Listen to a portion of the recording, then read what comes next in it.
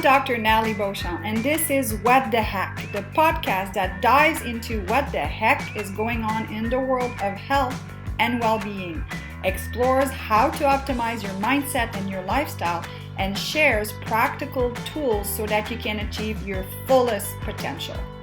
Join me and a special guest each week as we discuss everything from biohacking to diet personalization to cutting-edge detox methods to setting and staying accountable to your goals. Ready to find out what the heck you can do to stay healthy, sharp, and at the top of your game? Let's get started. Hello everyone, this is your host, Dr. Nathalie Beauchamp. Welcome to the What the Heck podcast. Super excited today to have a colleague and friend of mine on my podcast, and we're going to talk about positive psychology and how focusing on what's right can help you reach greater levels of engagement, emotional vitality, and achievement. So Parmees, welcome to the podcast. Thank you so much for having me on. I'm super excited to be here. Awesome. So I'll introduce you a little bit, Parmees, because I've known you for quite some time now, and feel fortunate to have you work with me on many of the projects that we have, and also introduce you to our listeners as well, because you're going to be hopping onto more podcasts as kind of my sidekick, because we want to give the What the Heck podcast new season a little bit more of a twist on what's going on in the world of biohacking and so forth. So we're excited because at the clinic that you're working at with me, we have now tools to start biohacking. And you and I just love to geek out on what's out there and what can it do to enhance our life. But today, because of your background, you have a bachelor degree in human kinetic and also in psychology. You're also a coach with the Institute of Functional Medicine, meaning the Functional Coaching Academy. You and I did our studies side by side on that, which is great. So, and I know you also did more studying with the positive psychology. So today, I'm going to just let you take over the screen kind of thing and teach us, why focusing on what's right can really help us. Because I think we all say, oh, be positive, but there's more to it than that. So I'm just going to let you take it away from here and just share with us some insight on what we can do to embrace positive psychology. All right. Thank you very much. So this is a first. Nathalie's been serving as a bit of a mentor for mine. So for her to just be quiet and for me to talk for a long time is a little odd, but we'll see how this goes.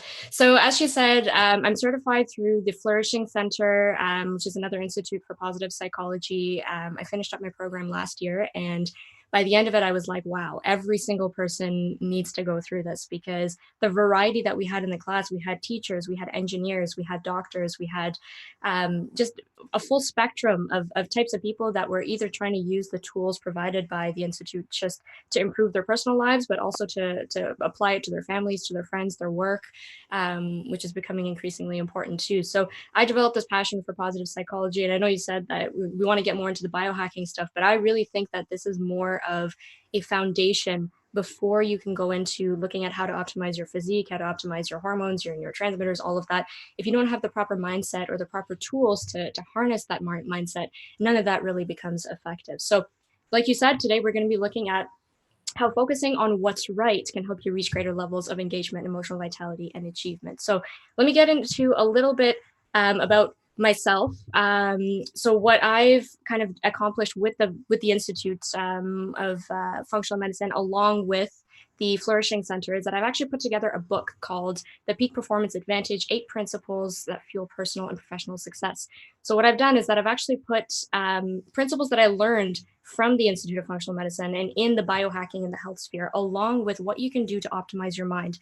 And so today in our presentation, I'll be going through perhaps 4 or 5 of the main points that I cover in my book into how you can apply these into your life and start seeing an improvement in your overall emotional well-being and your cognition and your memory and just an overall sense of vitality. So what is positive psychology and what is it not? So as you can see on the very diverse web here. It kind of branches off into what are the different aspects of emotional well-being, and what are the different avenues that people can ultimately reach flourishing. And like you said at the beginning, that positive psychology isn't necessarily just positive thinking. And I remember when I first joined my program and I would tell people about it, they said, oh, that's cute, you just kind of put on rose colored glasses and you just think happy thoughts and everything's great. And that's not necessarily the case. In fact, for the first majority of our course, we're actually learning about how embracing the dark side of our lives sometimes can be so nurturing, and it could be eye-opening, and it makes the positive stuff much better. But in order for us to be flourishing, we need to be able to deal with the sadness, with the frustration, with the anger in a very healthy way in order to reach greater levels of again, emotional well-being, emotional intelligence, and so on and so forth. So what is it not? Positive psychology is not just, again, thinking happy thoughts, and while negative things are happening in your life, just kind of pushing them to the side and being like, oh, well, I'm happy, because that sort of emotional bypassing can be very unhealthy. And anyone who's studied, any degree of psychology could easily tell you that suppressing emotion is not, a healthy coping mechanism to go about things. So today, and with positive psychology, we're really looking at not only how to deal with negative emotions, but how to really harness those emotions that make you flourish. So the definition officially of positive psychology here is the scientific study of optimal human functioning that aims to discover and promote the factors that allow individuals and communities to thrive. So this was put together by Martin Seligman, who's known as the father of positive psychology. And what I really like about this definition is that it's talking from an individual, but also from a community standpoint, which later on we'll look at how important it is for us not to be individually thriving, but to have a network of people around us that are thriving as well, and to be able to learn from them and to offer support to them when needed as well. So, am I not able to change my... You may just have to click on... Oh, there we go. All right, perfect. So the traditional model of psychology oftentimes looks at the clinical side. So this is when we're looking at mental illnesses, when we're looking at depression, anxiety, anything that kind of causes human languishing rather than flourishing. And so post-World War II, the ultimate goal of psychology was to help cure mental illness. And that's really what their focus was on. And so you see the development of the DSM, which is the manual that we use for diagnosing mental illnesses, and we're, I think, at version 5 right now. But the sole purpose of the DSM is, again, diagnosing and treating mental illness rather than looking at how do we take a more holistic approach to improving well-being, and not so much just focusing on, again, the negatives of or the downfalls of human psychology, but what is it that leads people to thrive.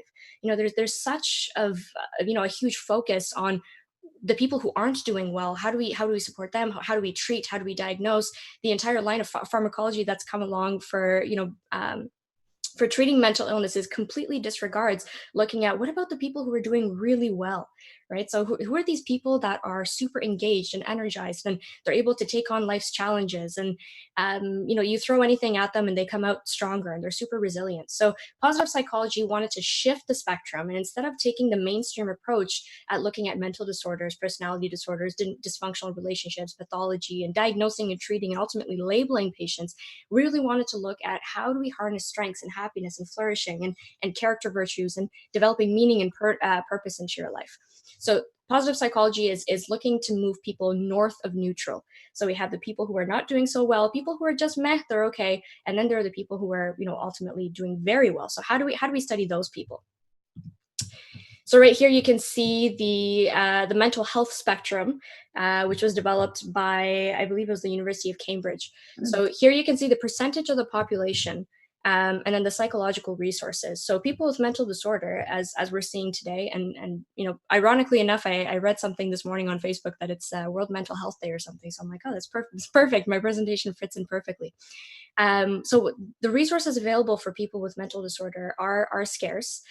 They have gone up quite a bit with the efforts, and especially in the workplace and stuff, to help raise mental wellness. But we're seeing that the majority of the population fall into the languishing versus okay mental wellness state. Again, the flourishing is not really there. We don't have, well, we didn't have much data and much resources for people to reach that state of flourishing. And so that's what positive psychology aimed to focus on, especially with Martin Seligman and his co-founder of, I guess, the co-father of positive psychology, Mihai Csikszentmihalyi, wanted to really establish the tools, the strategies, and the studies on the people who are in that flourishing state.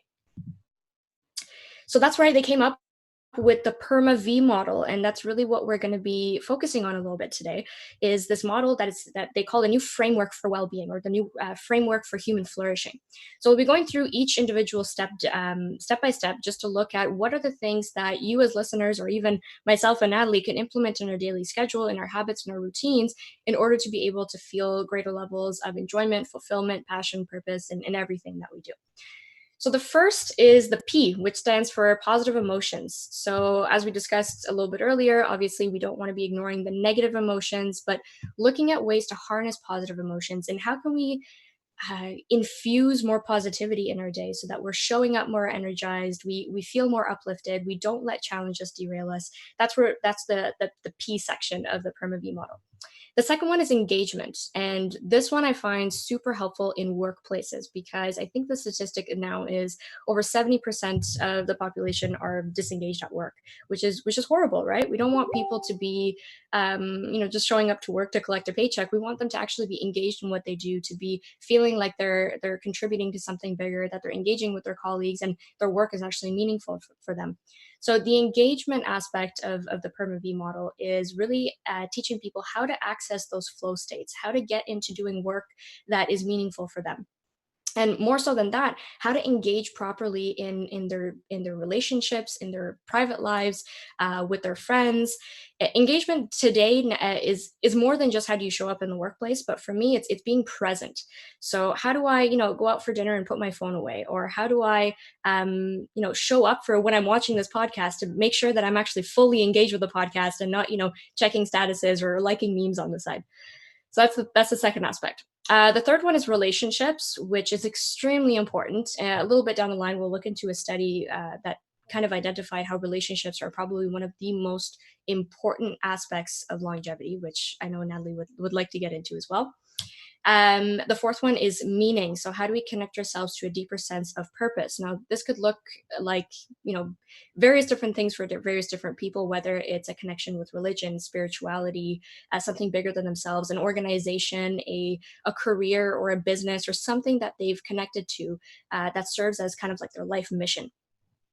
Fifth one is achievement. So there's multiple studies showing that people are at their happiest and most fulfilled when they're in pursuit of goals, and when they feel like they're making progress on the mission that they've set for themselves, or if they're hitting goals and they're making a difference as they're going along in the way. So we'll look at ways that you can not only set goals for yourself, but actually meet them, and actually make sure that you're setting the right goals for yourself, so you feel motivated and they kind of become a part of your habit and your routine. And the last one, which I was super excited for, it's actually the newest edition. The PERMA V model used to be called just the PERMA model, but in recent years they've updated it just to be kind of coherent with the research coming out, that the aspect of vitality is also extremely important for positive psychology. So this is eating well, moving, getting good rest, taking care of your body, because none of the other stuff is going to make sense if your body's in a chronically inflamed state, if you're sedentary, if you're inactive, if you're not eating proper foods, if you're not fueling yourselves properly ultimately, and it's vice versa. Before in psychology, right, everything was disconnected. We had the body and then the brain, and so we looked at how to optimize the body, or how to treat and diagnose the body and then the brain as well. Whereas now we're seeing it's much more of an integrative system. So if your mental well-being is well, it manifests in your body, and if your body is fueled properly and is energized, it manifests in proper mental health too. So you really can't have one without the other. So that's the PERMA V model. And so in positive psychology, we kind of go into prescribing PPIs. And so this is not proton pump inhibitors, because I know that's what Natalie's thinking. We're not looking at pharmacology, but PPIs essentially are positive psychology interventions. So each one of these different letters that I just described could be probably a 3-4 hour lecture on its own. So we won't go into that today. But what I wanted to do is perhaps show you guys maybe 1 or 2 PPIs that you could implement into your current routine or into your current lifestyle, and see how it can make a change in the way you show up and how present you are, how energized you are, how you deal with stress, and so on. So PPIs are tool strategies and processes that contribute to flourishing or optimal functioning of people, groups, or institutions. So not only can you use this as an individual, but you can also bring this to your workplace. You can bring it into your family. You can be doing these activities as a group. It could be great for team building. It could be great for kind of engaging your employees or your team members and feeling like their workplace is healthy and it has a great culture. So we'll be going through 2, I believe I put 2 PPIs per letter, and see if you guys can implement and see a difference in how they make you feel. So the first one is positive emotions. And the most basic one, and I know you guys have probably been bombarded with learning about gratitude, but gratitude journaling is by far one of the easiest and most effective ways as rewiring those neural pathways into kind of habituating more positive thinking. There's multiple studies on this, but the one that really stood out to me was one done in Harvard, showing that students that carried around a journal with them for 21 days and that recorded three things that they were grateful for. It could have been as easy as their food or their ability to walk or to be able to travel or whatever it was. And then they kind of monitored them after the 21 days. And the assessment that they had done in the beginning into establishing their kind of baseline fulfillment and happiness score had actually gone up by a significant amount, like something like 35% within just 25 days. So we know that neurons that fire together wire together, meaning that if something is consistently being repeated in your head, it almost becomes an automated system.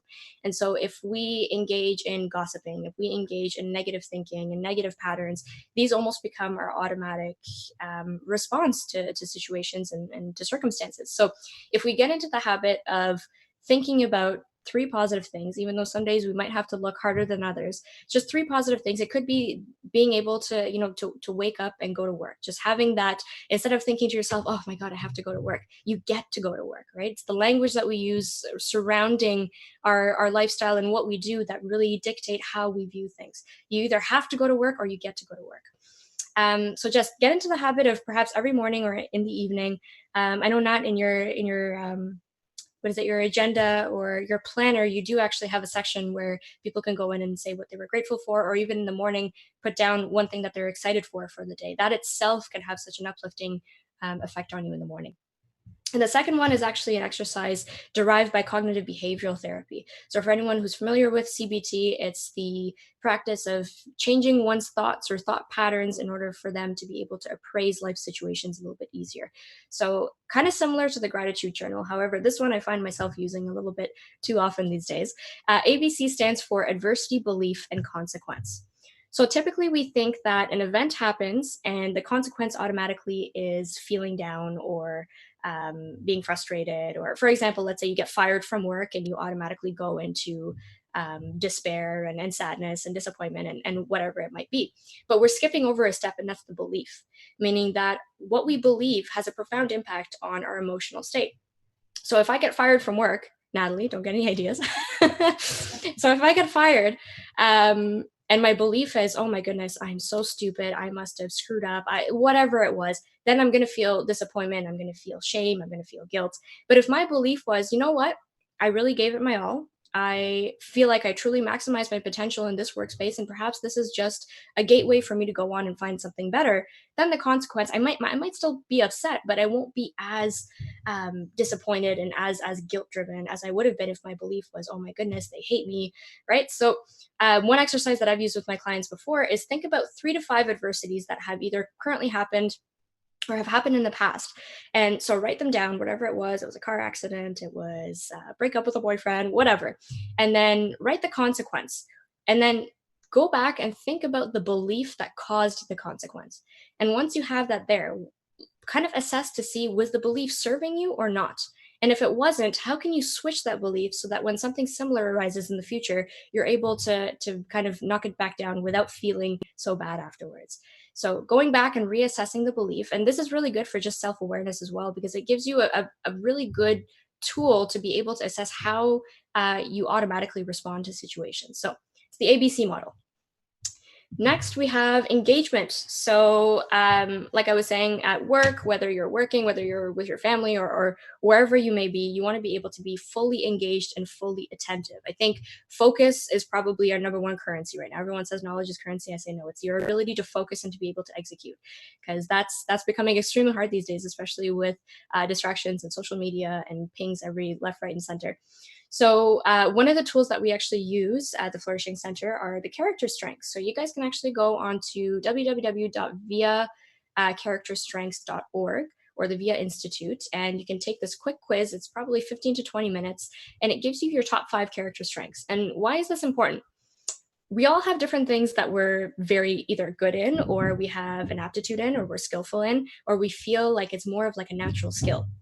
So when you do your character strengths, you pretty much fall on a spectrum across the 24 character strengths that exist, but your top 5 are the ones that really resonate with you the most. So the goal of this exercise is to see how can you infuse more of these character strengths into your day and into your routine or into your life or into your work ultimately.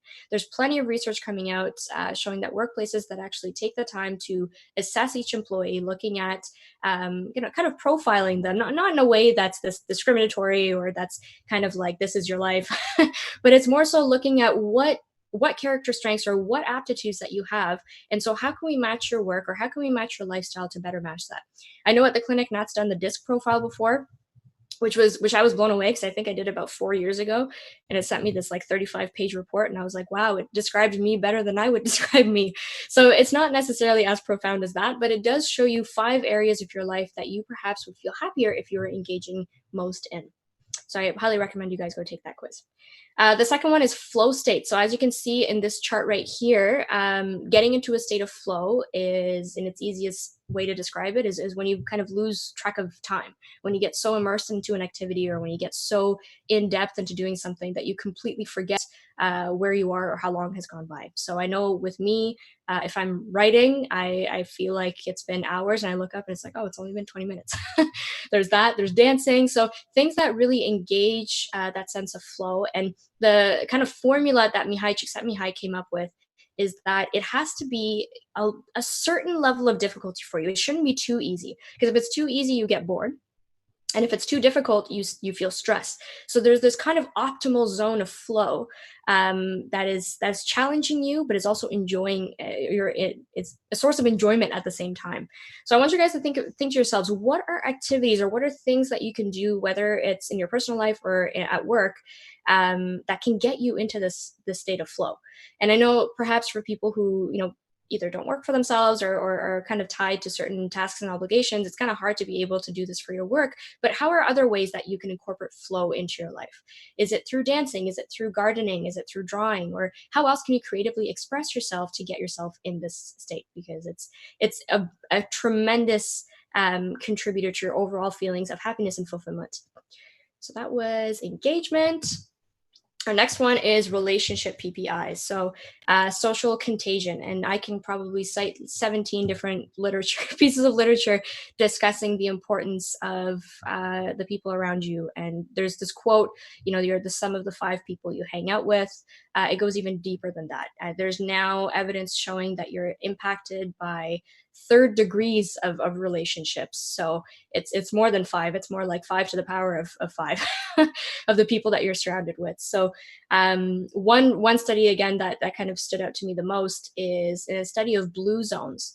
And I alluded to this at the beginning of the presentation. So blue zones are areas where people are living past 100, and not just one or two, like big groups of people that are centennials and they're living past 100. When doing an assessment of their lifestyle and looking at everything from how they eat to how they move to the water they drink and the air they breathe and what activities do they do, a lot of stuff came up that kind of differentiated these populations. But the number one thing was their sense of community and their connectedness to one another. And so I would, tell my clients or ask even my friends sometimes, how many people have at least two or three people that they know they could call up at 2 a.m. if they're, going through something, and that would answer the phone and would be able to sit there and talk them through it. Right. And unfortunately, again, nowadays with social media, we're so connected. I think I've reached just 5,000 friends this week on Facebook, but how many of those relationships are authentic and how many of them are deep and meaningful? So again, relationships are probably one of the easiest ways that you can get that sense of fulfillment. So I guess your PPI for this module would be to do an assessment of the people around you. And by far, I wouldn't recommend cutting people out notoriously, but looking at, are the people around me nourishing me? Are they a positive influence? Are they someone that I could learn from, or they could learn from me? Again, this aspect of social contagion is, the more healthy we are as an individual, the more health we can share to others. But at the same time, we have to be surrounded with people who are not just like-minded. I used to say like-minded all the time, but I'm like, no, it's great to have people around you that perhaps aren't like-minded, that will challenge the way you think or offer new perspectives. So how is the quality of your relationships and of your peer groups, and is it nourishing? And the second aspect of this one would be communication styles.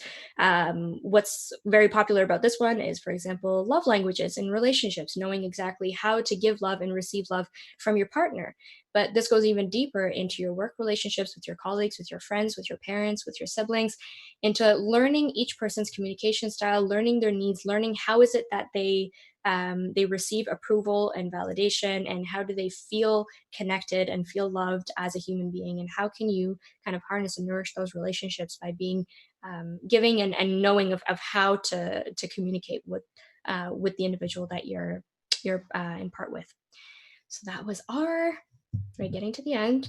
Meaning PPIs. So purpose and altruism. I have a little diagram here that is circled around in many places, so I'm sure you've come across it at some point. But looking at how to integrate what you're good at along with something that you're passionate about and that the world has a need for. Now, unfortunately for everyone, this can't be everyone's career, and I completely understand that. But there's other ways that you can infuse or kind of merge different areas of your skill, of your passion, and of giving back to the community that can ultimately lead to the sense of purpose. And in my book, I talk about a concept called big P and little p. And so purpose anxiety is actually a very big thing, especially amongst millennials, where they feel like they need to have this huge purpose and they have no idea what they're doing with their lives. And that's not necessarily the truth. I tell people that your purpose might just be to show up in a positive way, or to show altruism towards other people. You don't need to be a Bill Gates, you don't need to be a Sir Richard Branson in order to have a meaningful purpose in your life. You could be showing up with purpose every day into making eye contact with people when they're talking to you, or holding the door open for someone behind you. These are small ways that we can kind of infuse altruistic behaviors in our lives and gain a bigger sense of meaning and purpose. So if you're lucky enough to be able to merge your career into your ultimate life's mission and purpose, that's great. But there's plenty of things that you can do on the side that's giving back, that's helping, that's engaging your passions in a positive and healthy way. Accomplishment. So we have goal setting and goal meeting, and I'm sure everyone has heard of SMART goals at some point, and to setting goals not only just for the sake of setting goals, but actually being able to measure them, being able to set deadlines for them, and to be kept accountable to a certain extent. And I know, again, if you've read Dr. Natalie's book, it's pretty much the premise of the entire book as to how to change your habits and how to set habits. But this is probably the number one way you could actually stay accountable to those goals and kind of automate them, so that you don't feel like you're exerting as much energy trying to accomplish goals or trying to work towards more positive behaviors, but making them part of your routine by repeating them over a period of time, and by infusing different cues and different routines and different rewards to be able to harness the power of your brain's way of adapting. Again, neurons that fire together, wire together. So being able to habituate a lot of positive behaviors rather than waiting for a way to, wake up with motivation. So working out, for example, was very difficult for me years ago. I had to actually, like, oh my god, I got to put myself to the gym or walk myself down to the basement and get on the treadmill. But I almost became immune to that fear or that resistance by doing it so often, and reaping the benefits and now that if I don't work out in the morning, I feel like something's missing. So looking at ways to not only set goals, but to be accountable to them, to be able to set a way to measure, and to set a time that you have to get it done. When I was writing my book, I gave myself 8 months, and that's a very short cutoff. But could easily say I hit the goal simply because I had a deadline that was approaching. So that's super important. And the last one, vitality. This itself, like I said, could probably be a full 4-hour lecture, especially with all the content that we have between Nat and I. But the basic essentials of vitality, in order to be able to harness and cultivate a positive mindset, falls back onto the basics.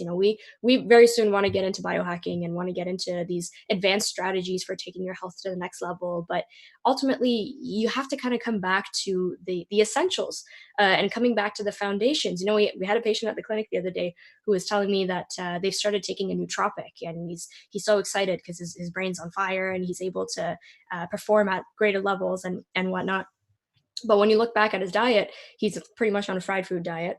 If you look back at his sleep, he's like, well, I sleep about 4 hours a night. And so we feel like we're skipping steps here. So before we get into the advanced strategies, or before we looked into peptides and light therapy and PEMF and all of that, we have to optimize the foundation. And this comes back again to mindfulness, to sleep, to nutrition, to exercise, to stress management. These are the basic pillars of well-being that if we neglect, no amount of pills and potions and crystals can help you kind of come out of that. And so making sure that we're prioritizing sleep 7 to 9 hours a night, making sure that our nutrition is on par. And again, there's no one size fits all diet. So finding out something that works for you and that nourishes you the way that you want to be nourished. Exercise as little as 7 minutes a day. In fact, screw the 7 minutes. There's even research showing right now that people who just move more throughout the day, who are not seated or standing for long periods of time, but perhaps are walking around, picking things up, not hard manual labor, but are just active throughout the day, reap more benefits than people that are, let's say, working hardcore an hour and a half at the gym and then sitting for the next 10 hours. And that was a big realization for myself in the last 2 years, realizing I've been super active, but then I go sit behind my computer for 9 hours. So that had to change as well, looking at ways to incorporate more movement throughout your day. And stress management. Now, stress management, I think it's very cliche, and it's out there everywhere. Everyone telling you to manage stress, reduce stress, but that's not realistic. We can't just automatically reduce stress. Stress is a constant. It's going to be there. And in fact, you can see it as a positive thing. Stress is the thing that gets us to act. It gets us to take action, or it pushes us. And it's a very good motivator. It's how to manage stress in a healthy way, and how to, again, change your belief around stress into how it can be a positive thing rather than a negative thing. And of course, there's stressors, myself included, have experienced many stressors over the course of the year. And sometimes it's hard to snap out of it, and you're human, but it's acknowledging that the stress is there, and it's looking for logical ways to deal with it or cope with it, or looking at who can I get support from, or how can I nourish my body and my mind in a better way so that I'm able to show up and deal with the stress better instead of letting it derail me. So that's it for vitality. I can get into so much more, but I don't want to take up too much of our time. So I think a couple of points. Yeah, Have a few more stats. yeah, please. No, it's all good. What I was going to say is, I've interviewed people on the podcast for over a year now, and I'm always amazed how we all go back. I'm interviewing a psychologist, a fitness trainer. We all go back to the basic, and it's almost boring, because everybody knows they need to sleep, they need to eat, and we are more inclined to do the cool things because it can be a bit of a shortcut. And I'm all about getting better results faster if we can, but we do need to go back to the basic. And one thing that comes to me as I'm listening to your presentation here, Parmees, is that mindfulness, meaning all of the stuff you're talking about people have to be mindful and aware of it. So just some time being aware and mindful that those things come into context in our lives, I think is the first step, right? Because we're so busy, go, get up, go to work and pick up the kids and go do this and so forth. So if we don't have that quiet time to just unwind, and I think I was reading a stats online yesterday, which I always take with a grain of salt, of course, but that if adults just sat quietly 15 minutes per day, our health would be just tremendously better, because that quiet time that we're not constantly bombarded, we need to reflect. And I have that conversation with parents as well. We kind of joke, back in the days, you used to go out and play in the woods and you were not connected as long as you came back for dinner, that kind of stuff. Kids are stimulated all the time now. They get bored so quickly. So, I think all those things, have to be taken in consideration. Absolutely. And I think it's very important that you mentioned that mindfulness doesn't necessarily have to be it doesn't have to be full on meditation. A lot of people think that they need to be sitting there and they need to be reaching these transcendent states in order to be able to reap the benefits of mindfulness. But at its core, mindfulness is, like you said, just becoming more aware of your surroundings and of yourself throughout the day. So not just going through the day and being like, wow, how did I get here? Or not just, doing activities because of the sake of just you've done them so much that it's become a part of you. It's looking back as to, again, is this serving me? Is this not serving me? Again, taking 15 minutes just to sit in quietude perhaps could bring about realizations and perhaps new ideas, and to harness that creativity in us that we usually wouldn't get. Going back to children as well, you're looking at stats of ADHD and ADD and stuff. And sometimes you have to ask yourself, what came first, right? Was it the distractions or was it the illness? And so there's so much that can be said about how important mindfulness is in our lives. And it doesn't have to be meditation. It could be just driving quietly. That's something I've incorporated recently is driving with no music on, and just focusing on the drive itself. And that's something that becomes an automatic habit, right? You don't have to think about driving or shifting or whatever, but now it's actually being engaged and taking note of the colors of signs that are going by, or the cars or the people. And I myself find that it's a very good transition between things. If I'm going between clients or going from work to home, just to have that, 5 to 10 minutes of quietude just in my car has helped tremendously with my own. Yeah. So we could chit chat on all of this. I know. Much longer, but we're going to wrap it up. Thank you so much. And as I mentioned, you're going to be on to more podcasts, because we want to investigate more what's out there, the pros, the cons, because, my book is all about hacking your habits, but also finding better tools to be better human beings. And we are bombarded by things we were not bombarded years ago. Thinking of electromagnetic field and so forth. So we'll be digging into what's toxins, with what's out there. So thank you so much, Parmees, for making us see positively and know and understand what it means, that it is, like you said, not just putting on rose glasses, because it's not that simple. So thank you for that insight. Thank you for having me. Appreciate it. Awesome. So thank you so much for tuning in to the What the Heck podcast.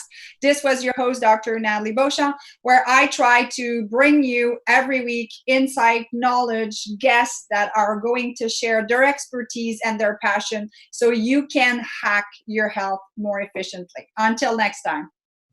Are you struggling to lose weight, stay energized, or adopt healthier habits? With so much information out there, it's hard to know what's best for you and your body.